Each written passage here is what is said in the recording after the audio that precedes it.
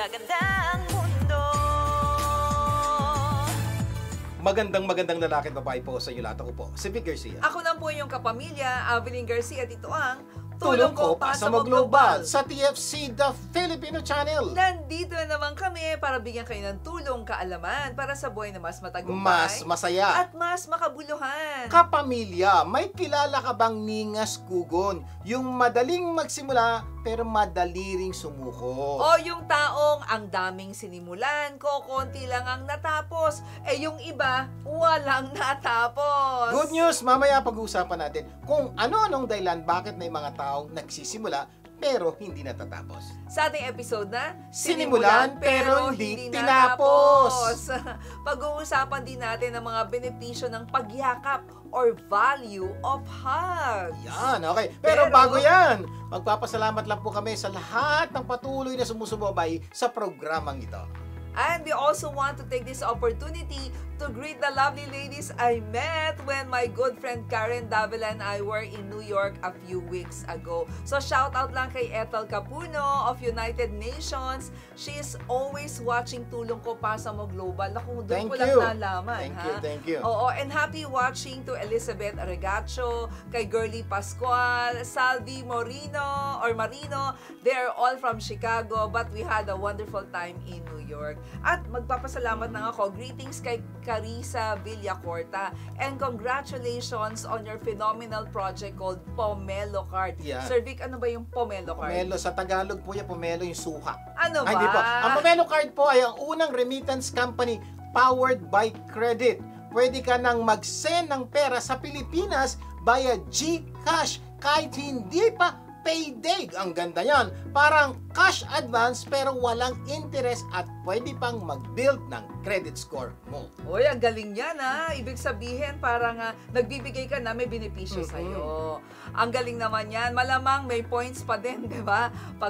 Kasi credit card siya. And lastly, congratulations to my good friend Karen Davila for excellently moderating the UN Forum in New York City. Alam niyo po, I've been so blessed to be a part of that event, hearing from governments of China, Denmark, France, Kenya, and Saudi Arabia, and other countries, on their platform for action in advancing the rights of women and girls worldwide. Okay, simulan na po natin ang ating programa ng Tulong Pampagana. Dahil paniniwala po namin, one idea, or one story, or one quote can change your life. Totoo yan. Pero bago yan, ang Tulong Pampagana, story natin ay hatid sa atin ng Euphoria Noipits West Covina. Alam niyo po, they're offering Filipino-American buffet for only $39 ha? At for a new experience of flavors. For reservation, bisitahin lang sa 1230 Lake Drive 102 West Covina. Tawagan ng numero para sigurado 626-699-1999. Ang Tulong Pampagana story natin ngayon tungkol sa isang pupo ng baka. Bakit naman pupo? Alam niyo po bang maganda po to? Pakinggan niyo mabuti, baka nangyayari sa inyo to. Pasintabi sa mga kumakain ha. Okay, may isang ibon lumilipad sa gitna ng isang napakalamig na panahon. Kumbaga winter. At sa tindi ng lamig, ang ibon ay nanigas at bumagsak sa lupa. At habang siya ay nakahiga sa lupa at nanginginig sa lamig, naman, may isang baka na dumaan. Ang matindi, hindi lang siya dumaan, nagpupo po. At tumama ang pupo sa nanginginig na ibon. Alam niyo po, dahil sa init ng pupo ng baka, nawala ang ginaw ng ibon. At nagkaroon uli siya ng lakas para lumipad. Maganda pong istorya. Apply po natin itong istorya nito sa buhay natin dahil totoo po, nangyayari po kuminsan, marami na tayong problema, tapos babaksakan pa tayo ng pupo ng baka na feeling natin, ano ba naman yan, wala nang katapusan ng ating problema. Pero alam niyo po, may pagpapala at may matututunan tayo dito. Number one. Yes, number one, sometimes bitter trials are often blessings in disguise. Totoo po, kung kayo po dumadaan sa napakalaking problema ngayon at para bang napakasakit, napakahirap, alam niyo po ba, kung titingnan lang po natin ang tama, ito at matututo tayo sa sitwasyon pinagdadaanan natin ngayon. Gano'ng makalaki yan. Yung bitter trial na yan can become a blessing in disguise. Oo, parang who would ever think na yung ibon, di ba, nanginginig. Kumbaga, naghahanap siya ng somebody to rescue, di ba? Pero binagsakan ng pupo ng cow, mabaho pero mainit. Without her knowing, yun pala ay pagpapala para siya ay mabuhay. So ganun din, papasin niyo po, kung hindi po pumupo yung baka, patay na yung ibon. Ganun din po kumisan sa buhay natin. Sa dami na natin problema, may dadaan pa. At kumisan yung darating na problema yung nagbibigay po sa atin ng lakas na loob na laban lang, kaya natin to. Kumisan po, yan po yung pagkakataon na lalapit tayo sa Diyos at hingi tayo ng tulong. Lord, tulungan mo ako sa dami ng problema ko. Kumisan po, yung malaking problemang yon ang nagdulot sa atin o nagbigay sa atin ng daan para malaman yung solusyon sa problemang pinagdadaanan natin. Correct. Lesson number 2. Not all storms come to disrupt our life. Some come to clear your path. Totoo. Yung kumisa may mga pagkakataon, ang dami naman problema nito. Parang feeling natin na ginugulo yung problema yung ating buhay. Hindi po. Kumisa, for example po, sa trabaho. Okay ka naman sa trabaho. Nagtatrabaho ka mabuti. Yes. Nagawa kang maliit na bagay. Oh. Napagalitan ka ng boss mo. Oh! Tapos nasabi ka hindi ba gano'n? Nagalit ang boss mo. Eventually, tinerminate ka. You're O kaya, fired. kung hindi ka naman tinerminate, para gusto mo na mag-resign. Oh. Para bang, sir, ang pangit na nangyayari, simpleng bagay, lumaki. Kumisan po, may mga pagkakataon yung pag-resign mo o pagkatanggal mo sa trabaho. Dami na po namin kilala. Nagdulot po sa kanila ng panibagong direksyon para gumawa ng isang bagay na mas nagpaganda sa kanilang buhay. Oo, isang example dyan, si Tita Au, di ba? Nasunugan yung kanyang negosyo. Pero dahil doon sa sunog na yon, nag-give birth sa panibago at magandang negosyo. Mas malaking kitang negosyo. Meron Oo. naman po kami kilala, natanggal sa trabaho. Dahil sa pagkatanggal sa trabaho, naghanap ng trabaho, wala makita. Sabi niya, siguro, it's about time, magtayo ako ng sariling negosyo. So, na-clear po yung path, kasi wala nang trabaho eh. Yes. So, may nakita siyang iba, ay, magninegosyo. Number 3 lesson, one day, you will thank your greatest tormentor because they become your greatest mentor. Parang yung baka, di ba? Tormentor yun di ba? Pero naging mentor. Kasi po, pwede pong magalit po yung ibon Yes. dun sa baka. Ano ba naman yan? Dami ko ng problema, dinagdagan ko pa. Pwede tayong manggigil dun. Pero hindi po sa buhay natin, kamisa po, nanay natin, tatay natin, boss natin, kaibigan namin, yung bang masyado pong mahigpit, masyado pong makulit, masyado pong sabi ng sabi. Ang tawag po natin sa kanila, tormentor. Ano ibig sabihin ng tormentor? Tagapagpahirap ng buhay ko. Pero pag-isipan niyo po mabuti, gaano karaming tao tingin yung tagapagpahirap ng buhay niyo o pinahirapan ng buhay niya, pero kung babalikan niyo, siya ang dahilan bakit ka nandiyan sa sitwasyon mo ngayon. Kung hindi ka na niya pinahirapan, dinisiplina, tinakot paminsan-minsan, pinarusahan, hindi ka gumanda ang buhay. So, Totoo importante yan. po Ako nung college, meron akong professor na napakahigpit, no? Pero nagpapasalamat ako dahil sa kanya, nandito ako. Kaya kung meron po kayong tormentor ngayon, pasalamat kayo ngayon pa lang. Kasi gagamitin ng Diyos yan para gumanda ang buhay. Number 4, sometimes people meant it for evil, but God meant it for good. Totoo yan. May Parang mga- maaaring yung baka, galit siya dun sa ibon, pinupuan niya. Hindi niya alam, blessing pala sa ibon. Ganon din po sa ating buhay, may mga pagkakataon, may mga tao talagang kontrabida sa buhay natin. Yung talagang gumagawa na kung ano-ano para sirain ang buhay natin. May kilala po kayo gano'n, naku, malamang tatango-tango kayo nga. Talaga pong may mga taong ganyan tayo magawa. Pero alam niyo po, kumisan, they meant it for evil. Pero gagamitin po ng Diyos yung pangit na plano nila sa buhay niyo para pagandahin ang buhay mo. Kaya ang punto po namin, anuman, sino man, ang nagpapahirap sa buhay mo ngayon, huwag kang mag-alala. God meant it for good. Gaganda ang buhay mo dahil dyan. Yes, minsan 'di ba sa daan, nako, may mangyayari. Akala mo that person meant it for evil, yung pala nililigtas ka ng Diyos sa matinding kapahamakan. At Okay. para ganahan tayo, ay kumain po tayo at bisitahin po natin ang Butterberries Cafe Food Truck. Kailan po yan? Every Sunday from 9 to 5 p.m. sa Melrose Trading Post, 7850 Melrose Avenue, Los Angeles, California. For catering, tawagan ng numerong 323-610-9005 or 323-244-9784. Magbabalik pa ang tulong ko, pasa mo global. Wag BBTO. Tulong ko ipasa mo gaganda ang mundo. Tulong ko, ipasa mo, gaganda ang mundo. Nagbabalik ang tulong ko, pasa mo global, Vic Garcia po ulit. At Avelyn Garcia. Nadako na tayo sa ating tulong pampaganda ng buhay. Ang paniniwala namin, you don't become what you want, you become what you do At continually. dahil gusto namin continually gumanda ang buhay nyo, continually bibigyan namin kayo ng mga tips para gumanda ang buhay. Pag-uusapan natin ang powerful benefits of hugs or pagyakap part 1. Marami pong Yes. marami pong benefits ang pagyakap, kaya part 1, part 2, part 3 po natin to para maunawaan yung mabuti kasi po lahat po tayo kailangan natin ng hug. Okay, number 1, alam niyo po, ayon sa pag-aaral, hugs reduces stress. Totoo po yan. Nakakabawas daw to ng stress. At sabi nga ng pag-aaral, hugs help lower cortisol levels, reducing feelings of stress and anxiety. Kaya Oo. mapapansin niyo po, may mga pagkakataon po, parang dami yung problema, natatakot kayo, may masamang nangyari, nanginginig kayo. No, di niyo mapansin, pag may yumakap sa inyo, para bang bigla, para bang yung lakat ng naramdaman niyo unti-unting bababa. Yan po ginagawa ko po sa asawa ko. Kung minsan may mga pagkakataon po, may pangyayari na medyo matetensya ng konti, yayakapin ko lang po. Because yakap po is so powerful na talagang makakatulong sa inyo mabawasan ng stress. Kaya lang kung minsan, sir, alam ko po yan eh. Kaya lang walang gustong yumakap sa akin. Huwag kayong mag-alala mamaya. May solution po kami sa inyo. Kung kailangan nyo ng yakap, pero walang yumayakap, may solusyon. Mamaya, hintayin nyo. Oo, tandaan natin ha, ang yakap ay pabababain ng cortisol, kaya nababawasan ng stress at kaba. Number 2, Hugs boost mood. ayan, nagpapaganda po ng pakiramdam yung yakap. Di ba parang masama pa kayo, parang, for example, pag-isip ko sa umaga, parang lungkot-lungkot mo, parang pagod na pagod ka. Pero ang mapansin mo, pag nakita mo yung anak mo, nakita yung isa mo, niyakap bilang, gaganahan ka. Ganyan po ka-importante. Kasi ang nagre-release ito ng oxytocin, di ba?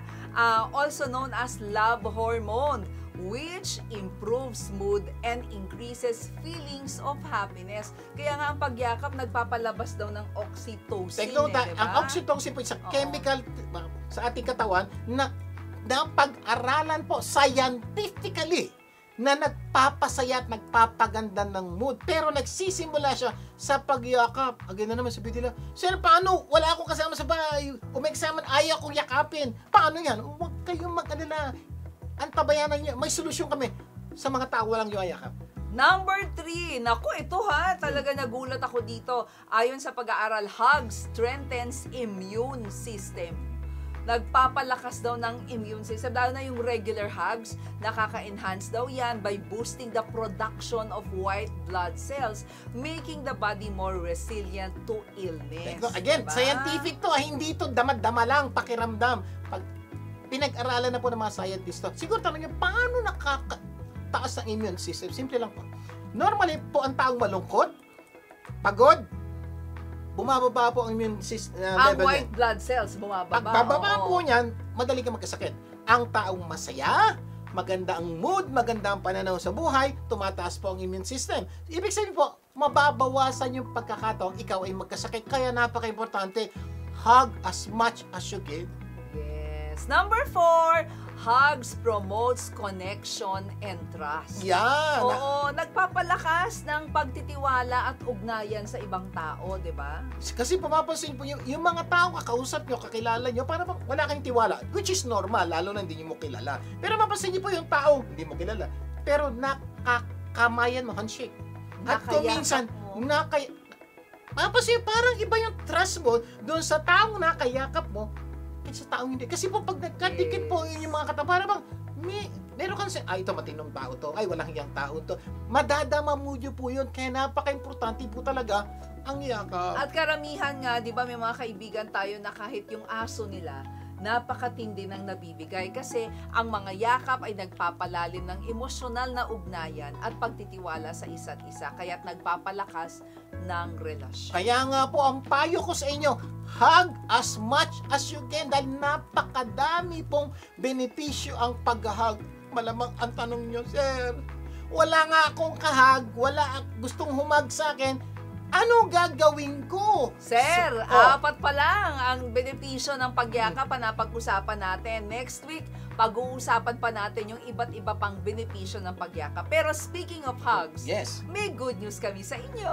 Alam nyo ba that my husband, Vic Garcia, invented and designed a Huggy bag? Yan. Ito po ang Huggy bag, no? Paano ba to Siguro sinasabi niyo sa akin, Oo. Sen, di ba, sabi niyo, hug as much as you can, wala nga akong kahag.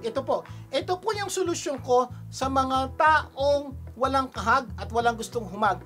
O kumisan, may gusto mong humag sa'yo, pero hindi mo katabi. May mga pagkakataon, o hindi mo kasama, pero gusto mong makahag. Ito po yung nakita ko pong isang bagay na pwede natin gawin. Siguro po, if you look at it, parang simple stop toy. Totoo po, it is a stop toy. Kadalasan po yung mga bata makikita kayo may stop toy, hawak-hawak na ganyan. Kumisan, kaya lang, pag binitawan, makakalimutan na. Oo. So, dinisign ko po ito na may tali po. At itong tali pong ito, gaya po ng ginawa mo ni Ma'am Evelyn, pwede nyo pong ilagay sa leeg nyo. Pag nilagay nyo po sa leeg nyo ito, ano mangyayari? Ito po, sipin niya.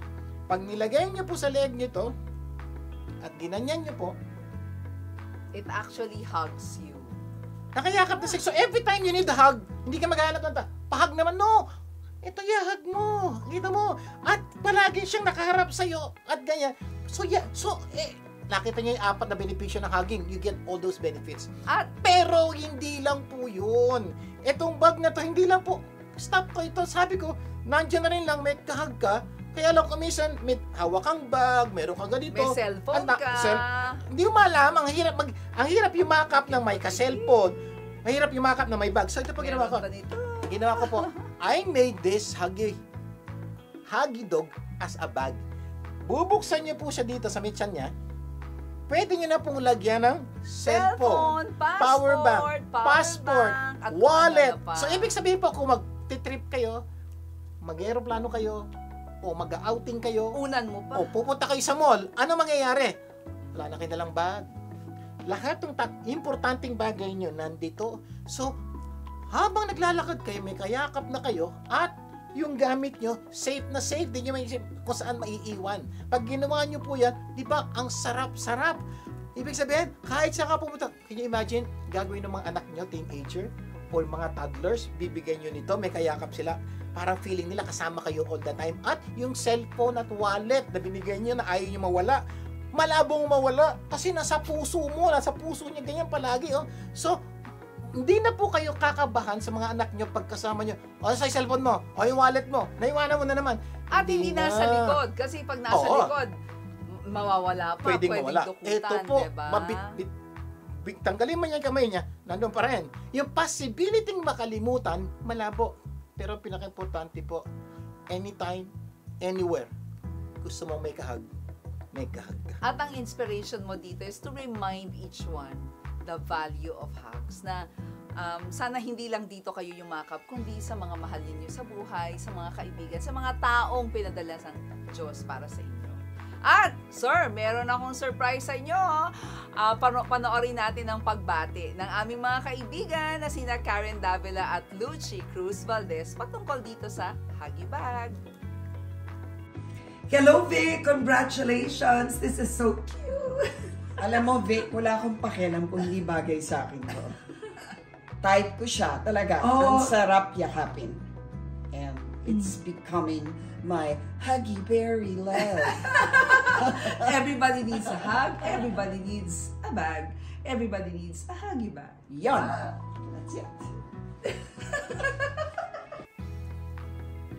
Maraming salamat, Karen and Lucy. I know, hindi lamang kayo, siguro mga nakikita nyo sa mga photos, no? Napakadami na po ng mga kaibigan namin sa actually benefiting since nilabas po namin initial launch itong Huggy Bag.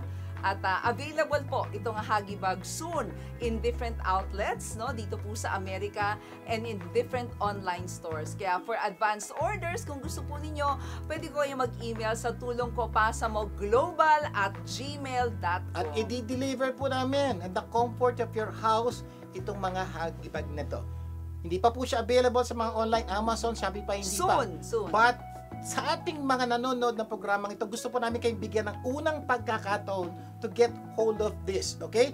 Email nyo lang po kami sa tulong ko pa sa mga global, lagay niyo yung pangalan and everything, and we'll contact you kung paano po namin mapadeliver at eventually paano kayo mapagbabayad to get this. Napaka-cute po. Huggy Bag by Unleash Plus. Tandaan, hugs provide a variety of physical and emotional benefits that improve overall well-being, strengthening connections between people, and promoting a healthier and a happier life. By the way, bago tayo mag-break, kapamilya, alam nyo bang pwede kayong mag-anti-aging treatment habang kayo ay nagbabakasyon sa Pilipinas? Ito maganda. Nagbabakasyon na kayo, mura pa kumpara kung dito kayo sa Amerika, magpapatak anti-aging. Yes, kaya sulitin mo na ang bakasyon mo. Visit the Skin Clinic, SKEEN. They are keen on skin with Dr. Gisela Trajano Sarmiento, the mentor to many doctors. Kaya kung gusto mong magmukhang 10 to 20 years younger, Gaya po ng asawa ko. visit the award-winning Skin Clinic, a leading anti-aging center for medical tourism. Contact them on Facebook or Instagram or call them at 0917-152-7546 at magpa-schedule po kayo para pagdating nyo, ayos na po ang inyong appointment. Sana marami tayong natutunan sa ating pinag-usapan. At mamaya sa tulong dagdag kaalaman, pag-uusapan natin ano nang dahilan ba't may mga tao nagsisimula pero hindi naman tinatapos. Magbabalik pa ang tulong ko pa sa mga global. Huwag bibiti. Tulong ko ipasa mo, gaganda ang mundo.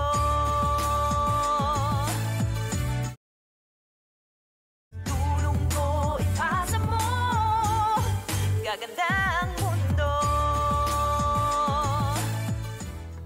Nagbabalik ang tulong ko pa sa mo Global Figures siya po balik. At Evelyn Garcia, Dadako na tayo sa ating tulong dagdag kaalaman. kung saan hahanap tayo ng paraan para mas madagdagan ang ating kaalaman. May mga taong mahilig magsimula, alam niyo yan, pero hindi naman tinatapos o mga ningas kugon. Ang tanong, may kilala ba kayong ganyan?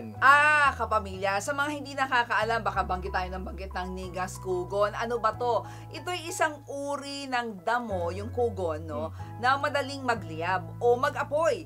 Pero madali ring mamatay yung apoy. Kaya ito ay kadalasang tinatawag sa mga taong mabilis magsimula, pero mabilis ding tumigil. Sila yun po yung mga taong nagsisimulang mag-aral pero hindi naman tinatapos. Nagpapalit-palit ng kurso pero hindi pa rin nakaka-graduate. Yung iba naman, nagsimulang magnegosyo pero sinala rin pagkatapos sa ilang buwan. Oo, ay may mga Nigas Kugon din sa relasyon, Mm, sir, ha? mm. Yung bang ang bilis ma-in Nako. love, pero mabilis ding ma-fall out of love.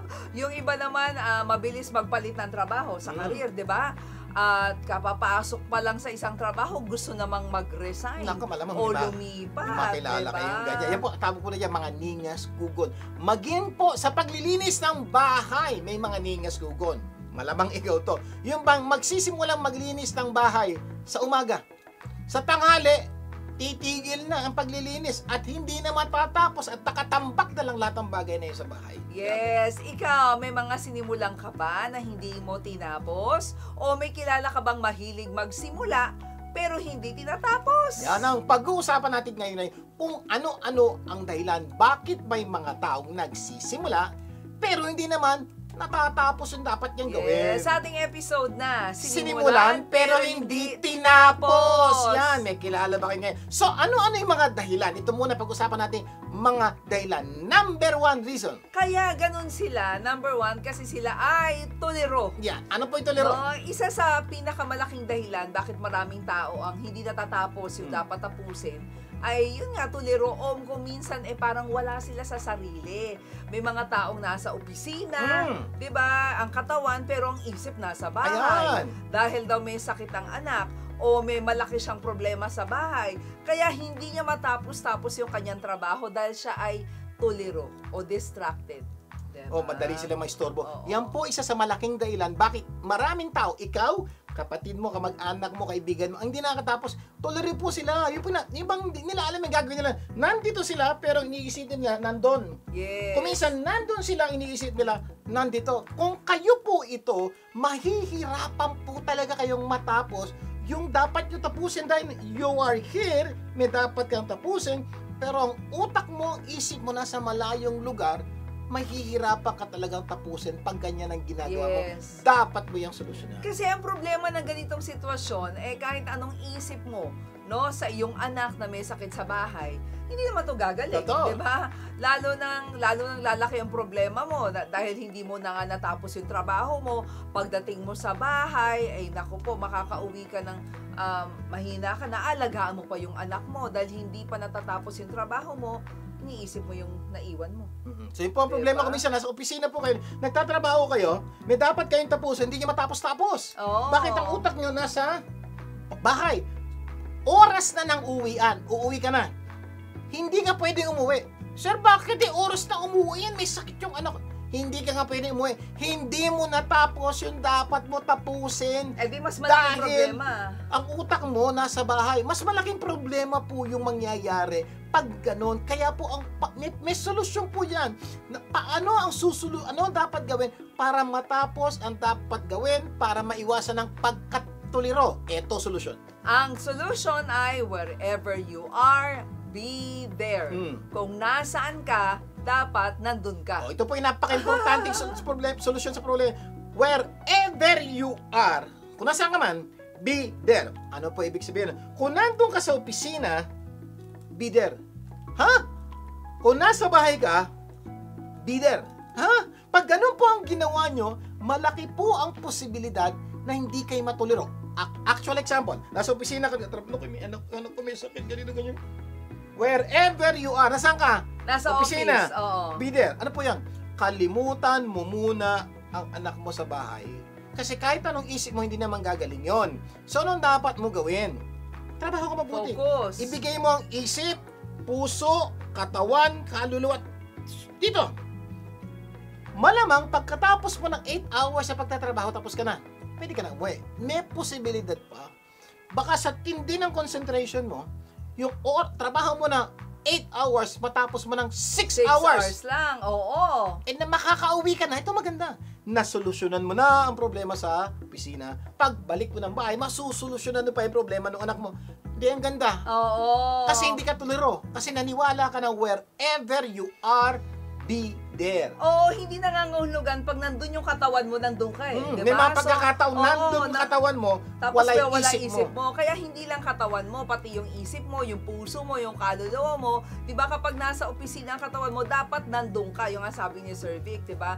Ang ganda na sinabi mo kanina, diba? Na kung pwede kalimutan mo muna yung problema mo sa bahay. We're not saying wala kang concern, diba? Santabi mo muna o ano mang problema kasi tama ka, wala ka namang magagawa. So magtrabaho ka ng mabuti, buong puso, buong isip, at kapag ginawa mo ito, madaling matatapos ang trabaho mo. Yung nga sabi mo kanina, makakauwi, 'di ba? Sa tamang oras para asikasuhin mo naman yung ibang problema mo. So, yun napaka-importante po. So, pag kayo po yung taong ganyan na tuliro na nandito ka pero dahil mo iniisip, nasa ibang lugar, ang lagay nyo na sa isip mo, sabihin mo, Vic, wherever you are, be there. Kung nasaan ka man, nandun ka dapat, bigay mo ang todo, masusolusyonan mo ang problema. Eh, pag nasa bahay ka naman. Okay, Pag nasa ito bahay naman. ka naman, baliktad naman. Ito yung mga umabsent, Oo, hindi na nandun pumasok dahil may sakit yung anak. O, nadesisyonan mo na umabsent. So, nasa bahay ka na. So, kalimutan mo muna yung trabaho. So, dapat focus ka sa asawa mo o sa anak mo may sakit, di ba? Kasi kung minsan may mga asawang babae nagtatanong nga sa kanilang asawa kapag sila ay magkasama sa bahay eh. Siya sabi, honey, nandito ka ba sa bahay o nasa ibang lugar? Yan.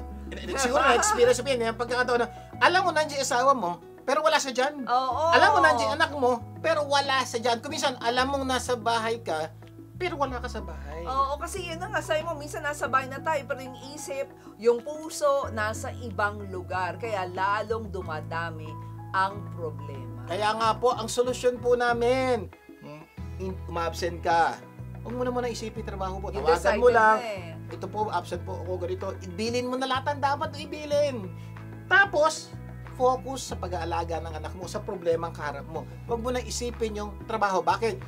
Mahirap ang solusyonan yung problema mo ngayon, tapos ang utak mo na sa opisina, baliwala yung pag-absent mo. Bakit? Hindi mo rin masusolusyonan. Yes. Naging dalawa pa problema. Problema ka sa bahay, magkakaproblema pa sa opisina dahil umabsent. So, dapat focus ka parate, no? Ano man ang iyong ginagawa. Wherever you are, be there. Malamang matatapos mo mga dapat mong tapusin, hindi lang puro simula, 'di ba? So, nako, ang dami natin pag-usapan. Marami pa tayong pag-uusapan ha, yung mga dahilan kung bakit may mga tao nga mahilig magsimula pero hindi natatapos. Pero, bago tayo mag-break, paalala lang, kung ikaw ay isa sa pinakamapalad na nanalo ng hotel accommodation ng Crown Plaza, ano dapat gawin? Yes, Crown Plaza Manila Galleria or Holiday Inn Manila Galleria.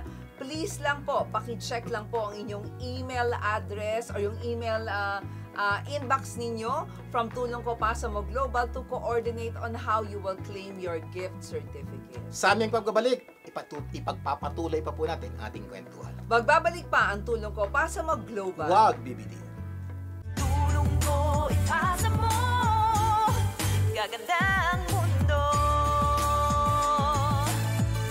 Tulong ko ipasa mo, gaganda ang mundo. Nagbabalik ang Tulong Ko Pasamo Global. Vic Garcia po muli.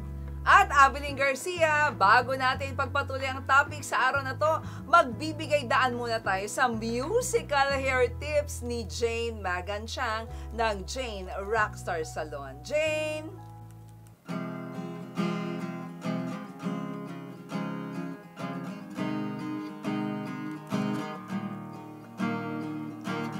Your hair once dark, now gleams with light, reflecting grace, pure and bright. The scalp was dry, now feels reborn, reborn, reborn, reborn. Your hair once dull, now gleams with light, reflecting grace, pure and bright. The scalp was dry, now feels reborn, reborn, reborn, reborn. Like nature waking with the dawn. In this moment sacred, serene, you find abundance in between. Reborn, reborn, reborn. Scalp care you give, just have that faith. Keep holding on. It is a story of that beauty gently told. Scalp care you give, just have that faith. Keep holding on. It is a story of that beauty gently told. Everybody, let your voice be heard by the way your hair speaks at Jane Rockstar Salon. Yes, you can be bold. Ang galing naman, Jane! Maraming salamat, Jane, ha? Kaya sa mga kapamilya nating gustong bisitahin si Jane and get a free hair consultation, visit Jane Rockstar Salon at 12146 South Street C, Artesia, California. Tawagan ang numerong 562-850-7110. Okay, tutuloy na po natin ang pagsagot sa tanong na ano-anong dahilan ba't may mga taong mahilig magsimula pero hindi naman tinatapos sa ating episode na Sinimulan, pero hindi tinapos. Okay, review tayo. Number 1. Sabi natin kanina, problem number 1, kasi tuliro siya. Hindi niya alam, don't know what to do, don't know what to say, Yeah. dilog-dilog, nandito siya pero ganito. Pero may solusyon dyan. Ang May solusyon ay wherever you are, be there. Dapat kung nasaan ka, nandun ka. Katawan, isip, puso at buong pagkatao. Pag ginawa mo yan, mabawasan ang pagkatuliro at malamang masolusyonan mo na ang problema mo at yung sinimulan mo, matatapos mo na. Yan. Number 2. Number 2, nakalimutan. Ha? Sir, hindi natapos dahil nakalimutan. Totoo po yan. Isa sa pinakamadalas na dahilan bakit hindi natatapos ay nakakalimutan. Kasi po may diba? mga pagkakataon sa ating buhay na ginagawa natin. Ito yung tatapusin natin. Biglang may tatawag sa telepono. Na-divert ka Okay. na. Mamaya, tawag sa telepono. Ay, magla-lunch na ako. May gagawin. Yung sinimulan mo, nakalimutan mo na. Take note ha, hindi mo siya sinadyang kalimutan. Oo. Nawala lang sa sarili isip mo. Kaya mapasin mo pagdating ng gabi. Ay, ba't di ko nagawa yun? Nawala Sa totoo kasi sa lang isip ko naman, eh. sir, sino ba naman ang ayaw tapusin yung mga dapat tapusin, di ba? Nakalimutan lang. Malamang ikaw habang nakikinig sa programang ito, malamang isip, oo nga, may mga pagkakataong ganyan. Wala naman akong balak Intention, kalimutan yung pinabibili ng asawa ko. Kaya lang sa dami ng pangyayari nung araw na yon, nakalimutan ko, hindi ko nabili. So may mga pagkakataon po ganyan, sir, siguro tanong nyo, sir, paano kung ganyan ang sitwasyon? Nakakalimot ako kaya hindi ko natatapos yung dapat gagawin. May solusyon ba yan? Meron! Solution number 2, remind yourself. Sabi nga ng maraming nanay, di ba, paalala ang gamot sa taong nakakalimot. Siguro sabi nila, remind. Nakalimutan ko, remind. Sir, kung ginagawa ko yan, wala dapat akong problema. Yun nga po problema. Marami sa atin, hindi ginagawa yung simpleng solusyon sa problema. Nakakalimot ka. Di, paalalahanan mo sarili mo. Sir, paano? Dinawa ko na yan. Wala naman nangyayari. So, bibigyan po namin kayo ng mga tips na pwede nyo gawin para paalalahanan nyo sarili nyo. Take note, ako minsan kasi nagpapaalala sa atin ibang tao. Yes. Ito po, gusto na sabihin siya, paalalahanan nyo sarili nyo. Sir, pwede ba yun? Paano? Meron ba yun? Mayroon. Paano? Kasi tatandaan mo kasi out of sight is out of mind. Yan. Kapag hindi mo nakikita, di malamang makakalimutan mo. So, diba? napaka-importante po, out of Oo. sight, it is out of mind. Pag di mo nakikita, ako po, sample po, isang bagay po na pinangako ko po sarili ko, ito po, base sa pag-aaral, dapat daw po, uminom tayo ng 2 basong tubig, pagkagising natin sa umaga. That's one of the healthiest, simplest way for us to be healthy. Problema ko, kung minsan paggising ko, Diretso ka na, or... may nakikita ako, mabibisi na po ako sa mga bagay na hindi ganun ka-importante. Nakakalimutan ko po gawin tuloy yung pinaka-importanting dapat gawin na pagmaga na yan. Drink 2 glasses of water. Ito po ginawa ko.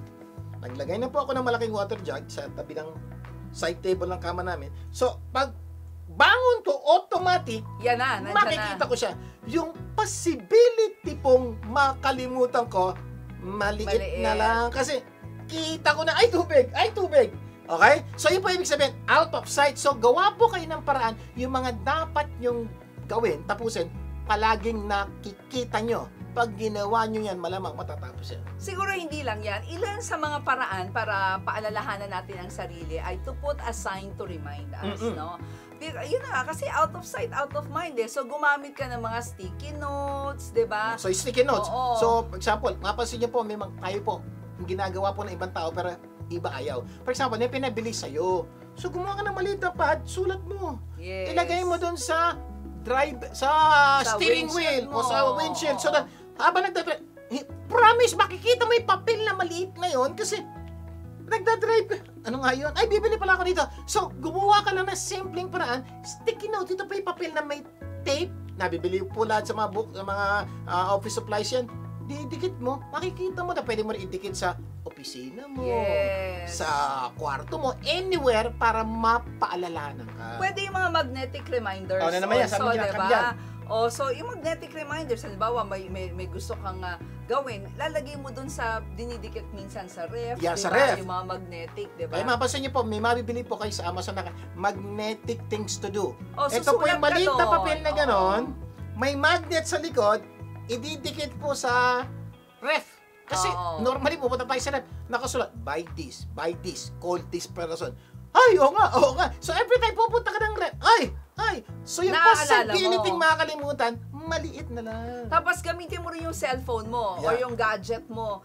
Minsan, di ba, may tatawagan ka. Sabi ng nagpapatawag sa'yo, call me after 2 hours. Nakalimutan mo na, pero pwede mong gamitin yung mga technologies. Si Alexa, Cellphone and everything. diba? Susulat mo Oo. doon. Call this person. Kami po ang ginagawa po namin. Example ako.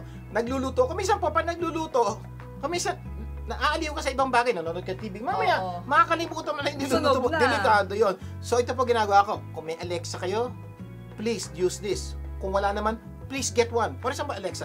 So, nagluto ako. Dapat 15 minutes luto. Oo. Sabi ka, Alexa, set timer for 15 minutes. So, pwede ka manood ng TV. After 15 minutes, tut.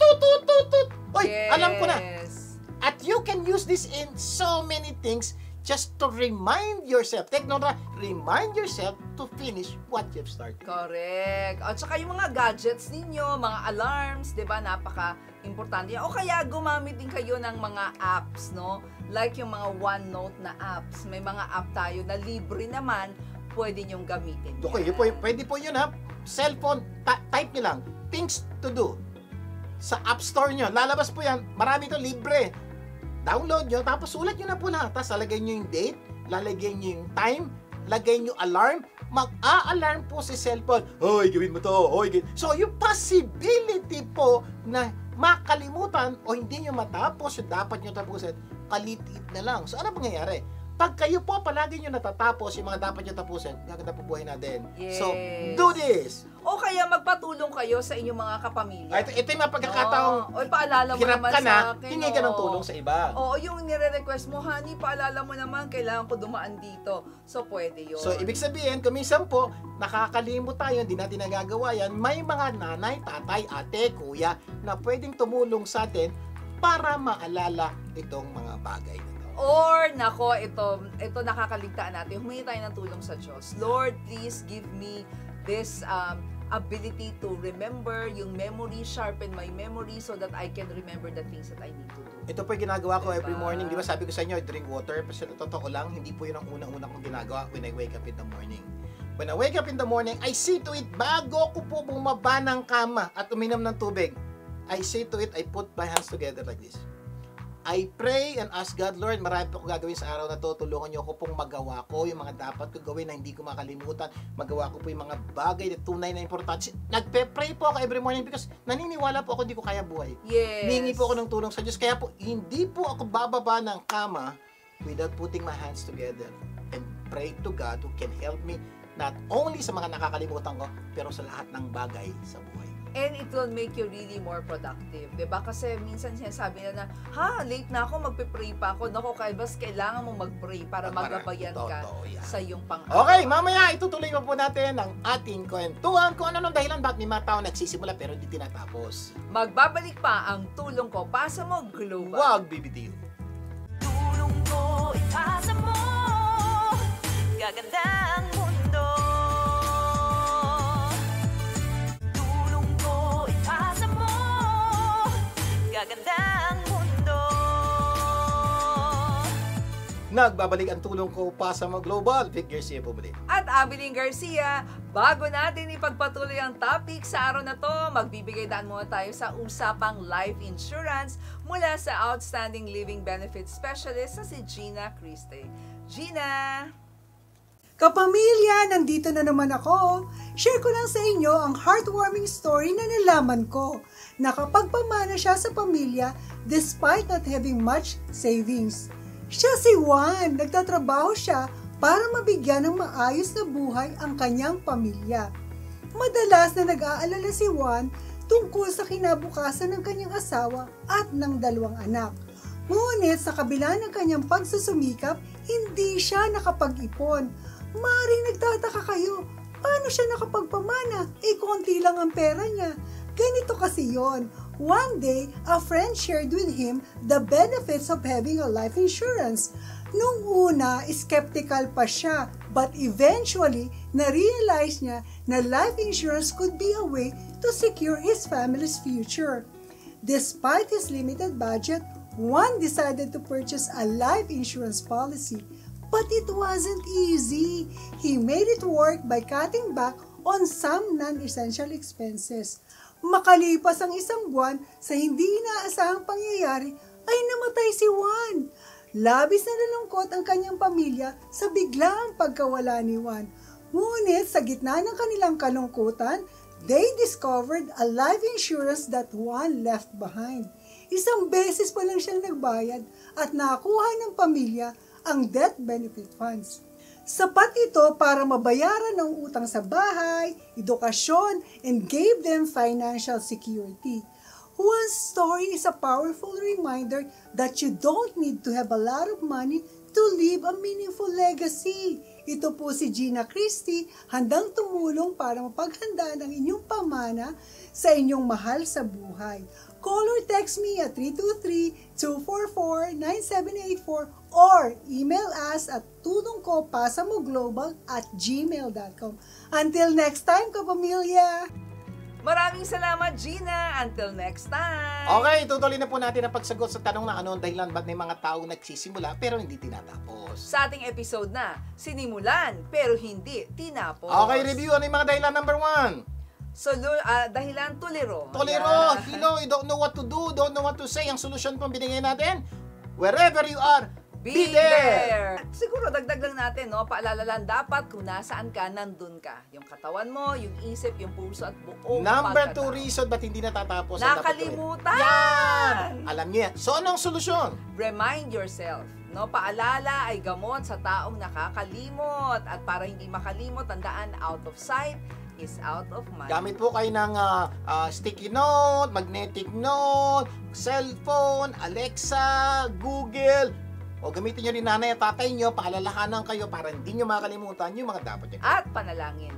Problem number 3, eto na, napagod o Nako. nainip sa, di ba parang napapagod ka na para tapusin o naiinip ka na. Isa po yan sa madaling, Oo. isang dahilan bakit hindi natatapos ng maraming tao, dapat nila tapusin. Ano po yan? May dapat siyang tapusin. Hindi naman niya nakakalimutan. Alam niya yun, nakakan. Alam niya dapat niya gawin. Kaya lang, siguro ba, ilang buwan na, ilang taon niya na ginagawa, parang walang nangyayari, napagod. So Nainip. sabi niya, ayoko na, hindi ko na tatapusin itong bagay nito. For example, naglinis ng bahay, sinimulang tanggalin lahat ng gamit sa cabinet o sa garahe. Tapos, pagod na siya, mga 4 na oras na siya nagkaganon. Tapos, tinitingnan pa niya yung kalat, ang dami pa.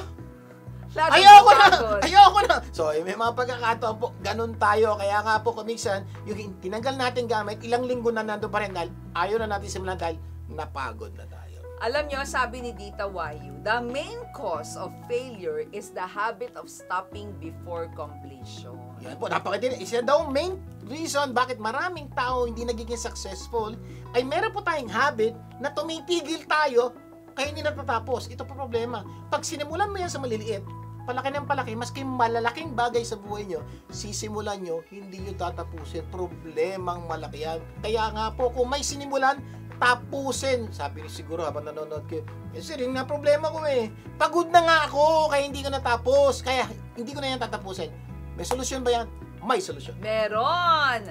Solution number 3 is rest. Kapag pagod, huwag sumuko. Magpahinga. At pagkatapos magpahinga, laban ulit. Yan po, kasi po, Diba? kung dahilan mo kaya hindi ka na magpapatuloy, pagod ka na, laki ng problema mo.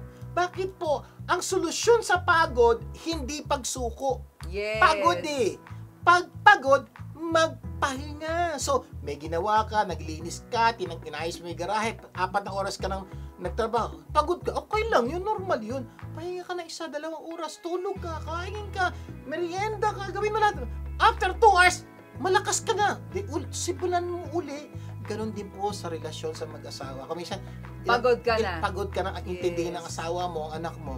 Pag ganun po yung pagkakataon magpahinga, ano pwede sabihin? Baka kailangan mong bakasyon sa oras, ay sa araw. O kaya kuminsan, baka naman, kailangan mo lang maglakwatsa sa mo. Lakad ka lang, magpahangin ka na. O pumunta ka sa park, pahinga. Pagbalik mo, may power ka na Recharge naman. ka na. Pero hindi mo kailangan tapusin, sumuko sa relasyon. Pahinga ka lang dahil pag nagpahinga ka, pagbalik mo, mayroon ka na namang lakas para lumaban. Sabi nga ng Bible, do not get weary in doing good. For in due time, sa takdang panahon, you will reap a harvest if you will faint not. Take note of this, ha? Diyos po ang nagsabi nito. Huwag kang, sa Tagalog po, huwag kang manghinawa gumawa ng tama. Alam mo Yes. namang tama. Diyos po ang nangako, hindi ako. Dahil sa takdang panahon, ikaw ay aani. Take Tama note, ha? yun. Hindi lahat ng nagtanim aani. Ang aani lang ay yung nagtanim at hinintay at nagtrabaho hanggang sa takdang panahon. Kung kayo nagtanim, hindi nyo hinintay, hindi nyo nalagaan, hindi nyo inayos, hindi kayo ani. Sayang, ang dahil mo nang tinanim. Patuloy ka lang gawin ang tama. Aani ka sa takdang panahon. Sabi na iba, bakit ako hindi dapat sumuko? Dahil sigurado kami, aani ka eh. Aani ka sa takdang panahon kapag hindi ka bumigay, di ba? O sumuko. Hindi ako nangangako niyan. Di ba? Si Lord ang nangangako niyan. At lahat ng kanyang ipinangako, tiutupad niya. Ito pangako ng Diyos eh. Let us not become weary in doing good. For at the proper time, we will reap a harvest if we do not give up. Malinaw yan ha, malinaw ha. Huwag kang bibigay. Sama lang na sama kay Lord. Kung minsan may magkakataong pagod ka, naging ka ng tulong. Yes. Alam niyo po, pag ginawa niyo yan, malaki po ang posibilidad. Matatapos yun ay dapat niyo tapusin at gaganda po eh. Problem number 4. Hindi alam Ayan, ang gagawin. may mga pagkakataon, di ba, may ginagawa ka. Ano yung kasunod? What's next? Hindi ko na alam. Hindi mo Totoo na rin alam. po yan. Or halimbawa, nagda-drive ka, hindi mo na alam ang daan, wala na, susuko ka na. Isa pang dahilan bakit hindi natatapos o napupuntahan ang dapat puntahan o dapat tapusin ang mga gagawin ay Hindi alam. Hindi alam. Sir, ano solusyon pag hindi alam? Siguro naman, napakasimple po ng solusyon. If you don't know, don't guess. Ask. Don't quit. Di ba? Pag di mo lang alam, magtatanong ka lang, mag-aaral ka lang. Ito maganda. Ask Google. Ngayon po, halos lahat ng bagay. Pwede tanong kay Google. Meron pa. Ask ChatGPT. Oo, si Alexa, si Siri, si YouTube, at marami pang iba. Karamihan po sa hindi Diba? natin alam. Oo. Alam ng iba. Isa lang ang gagawin natin. Itatanong mo lang. O kaya, sa bahay, baka hindi mo alam ng anak mo. Ako nga, yung 13-year-old nating anak, di ba? Ang dami palang alam, di ba? So, Lalo na ask sa computer, lang. sa Oo. technology. Mayroong kadalasan po, halos lahat ng pagkakataon, yung problema mo, may solusyon. Hindi mo lang alam. Pero may ibang taong nakakaalam. Itanong mo lang. Oo, as our kapamilyas, nanay, tatay, kapatid, anak, di ba? Sa trabaho. Ganon din. Oo, Tanongin mo, boss mo. O kasi minsan parang nahihiya ka magtanong, mas matindi kung hindi mo matapos yung Totoo gagawin. yan. Diba? For special needs, as professional. May problema ka sa pera, Yes. financial advice. May problema ka sa relasyon, relational expert. May problema ka sa career, ang dami po, tanong lang. And for anything, ask God. At the end of the day po, may mga pagkakataon parang hindi natin alam gagawin. When was the last time you put your hands together? Lord, tulungan mo ako, di ko na alam ang gagawin. Ito po, good news. Sasagutin ka ng Diyos. Sabi nga ng Diyos, di ba? Be anxious for nothing, but in everything by prayer and supplication with thanksgiving, let your request be made known to God. So, kung meron po kayong problema hindi nyo alam gagawin, itanong nyo lang sa Diyos. At ang pinakamatindi, until now, you have asked for nothing, sabi ng Diyos, di ba? In my name. So, kaya mas matindi, ask and you will receive, so that your joy may be made full.